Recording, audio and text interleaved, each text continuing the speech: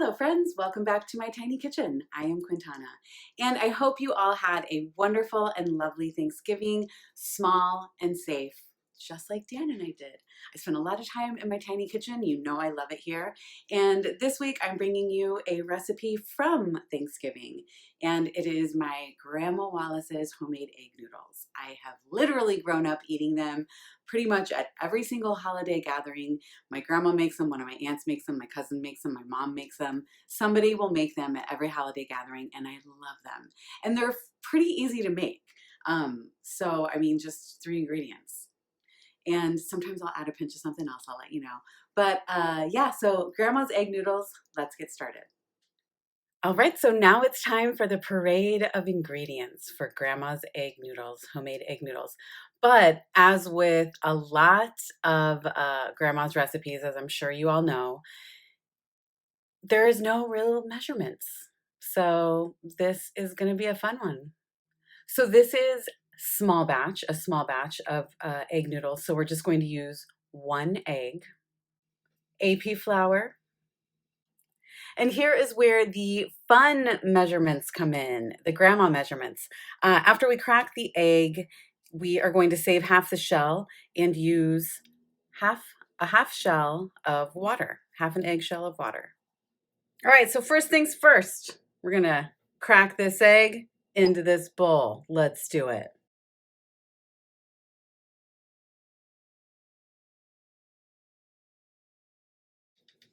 Next, we got half the eggshell filled with water. In. Mix it, mix it, mix it. And then now here comes another grandma measurement. You just keep adding flour until it looks right. You know those type of instructions, recipe instructions. So let's just add a little bit of flour at a time, and you'll see what it's kind of supposed to look like when it's ready.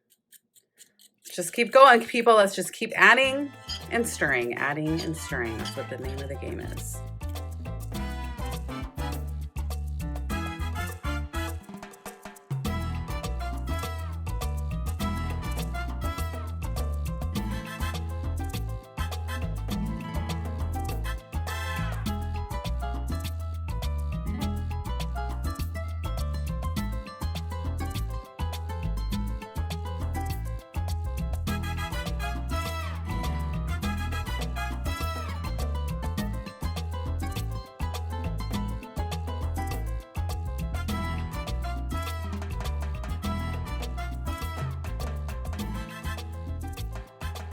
Okay, so you can kind of see how it's a little bit sticky and it will kind of still stick, but you don't want it too dry also. And I'm sure my mom is like watching this, covering her eyes. I hope, Mama, that I'm doing you proud. But now we are going to turn it out onto an extremely well-floured surface and let it sit covered for half an hour. Okay, so now we are going to really, really well flour, make sure this is well floured for our dough.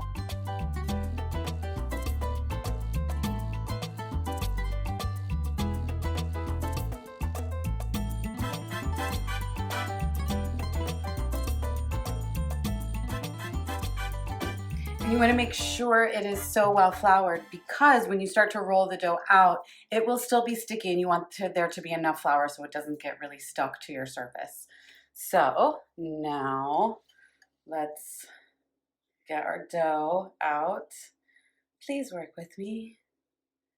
Like I said, it'll be very sticky, and that's okay.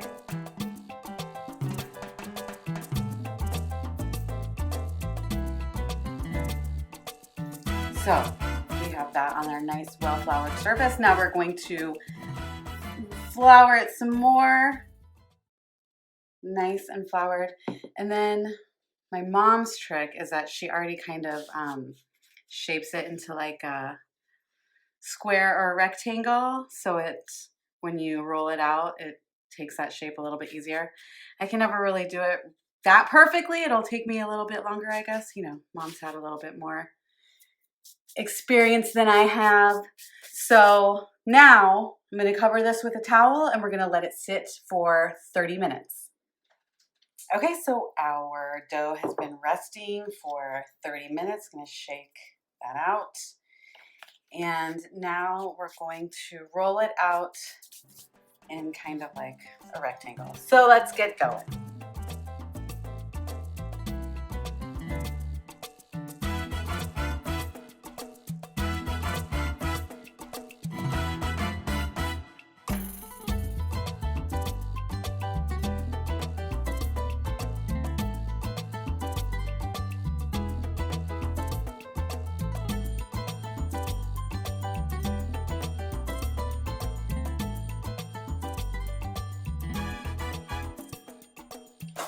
Okay, so once that's about, that's about how big it'll get, or that's about how big I like it. And then it's really easy and fun. You just take a pizza cutter and, how thick or thin do you like your noodles?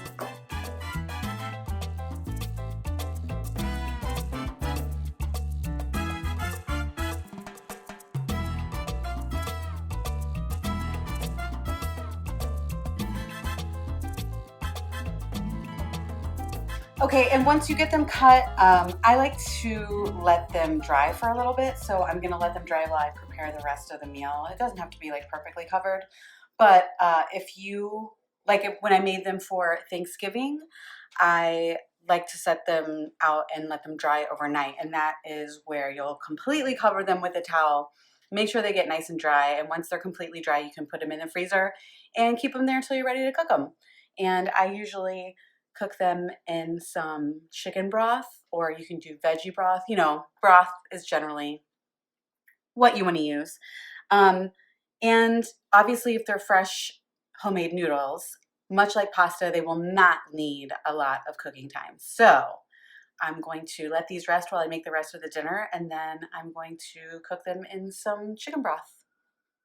There are the beautifully cooked and homemade Grandma's egg noodles, something that is a staple for all of our holiday dishes back at the Quintana Wallace household. And now we're going to have our favorite taste tester, Dan, taste him. Oh. All right, I love noodles. Now you do. Here we go.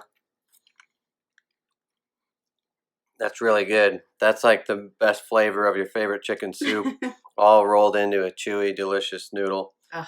This is one I want to stop so I can just eat all this. It's so good. Okay, thanks. There you have it. Grandma's noodles. We did it. Grandma's egg noodles. And you heard the taste tester. He never lies. They really are delicious and simple and easy to make. And I hope you do choose to make them. If you do, let me know. Next week, who knows? I might try another recipe that I've never tried before. I've found several that I'm interested in lately. So we'll see what next week brings us. Until then, thank you for coming back to my tiny kitchen. Don't forget to like and subscribe, spread the word, tell your friends. Until then, see you next week.